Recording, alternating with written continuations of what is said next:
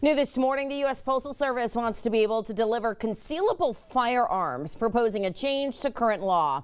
Right now, the post office is not allowed to deliver prohibited weapons by mail, but the agency is siding with the Justice Department, which says the law is unconstitutional.